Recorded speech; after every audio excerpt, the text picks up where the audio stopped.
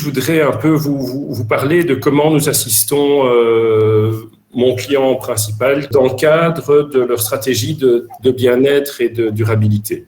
Et ça fait plusieurs années que mon client a vraiment pris cette décision de dire il faut vraiment rendre le snacking right, make snacking right dans leur langage. Et dans ce cadre, ils nous ont demandé de les aider à mieux comprendre les attentes des gens et les tendances en matière de bien-être dans le cadre de l'alimentation au sens large. Ils ne voulaient pas se limiter clairement à leur catégorie parce qu'ils savent bien qu'il y a des tendances qui peuvent venir par ailleurs et qui vont avoir un effet sur leur catégorie. Et donc, pour cela, nous avons réalisé une très grosse étude sur une dizaine de pays au niveau mondial, en utilisant les données sociales publiques qu'on trouve sur Internet, sur les blogs, sur les forums, etc., afin justement d'identifier ces sujets de conversation, d'identifier ces tendances, de voir leur importance, de voir quels étaient les sujets, les tendances émergentes, les sujets, les tendances plutôt établies, etc. Et pour ce faire, il y a eu un gros travail en utilisant des outils informatiques poussés, de l'intelligence artificielle et tout un travail de codification de cette énorme masse de données qu'on a pu aller rassembler, et avec vraiment une codification bien pensée, qui est vraiment une des valeurs ajoutées que Kantar amène dans ce processus. On a pu vraiment réaliser et trouver des insights très riche et ouvrir l'œil du client par rapport à un certain nombre de choses qu'ils n'avaient pas nécessairement identifiées dans leur catégorie, justement de par ce fait qu'on regardait de façon plus large sur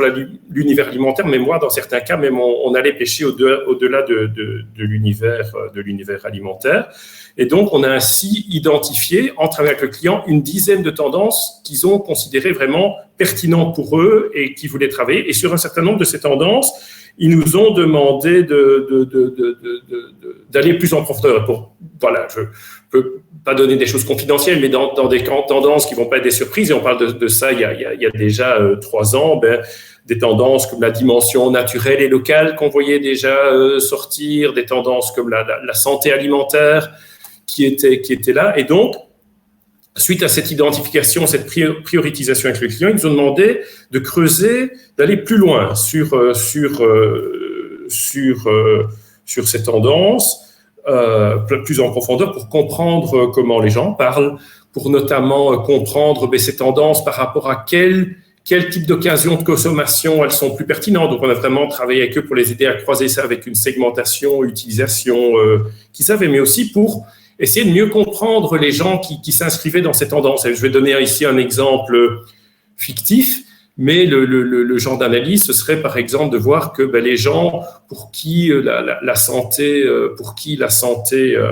intestinale est importante, que ce sont des gens qui s'intéressent aussi particulièrement au yoga, à la marche dans la nature, et qui sont plutôt des familles avec enfants. Et on peut voir ça sur les réseaux sociaux, parce que ces gens sont impliqués dans ces différents types de conversations, en fait. Oui, donc vraiment, clairement, l'idée, c'est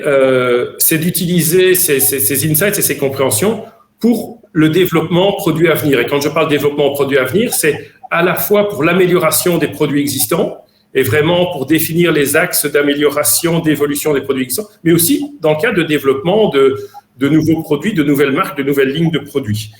Ça, c'est un axe. Un autre axe, c'est de permettre, par rapport à ces axes de développement, quelles sont les priorités qu'il faut faire, et aussi sur quelle dimension était le plus important de communiquer pour ces différents produits, et comment parler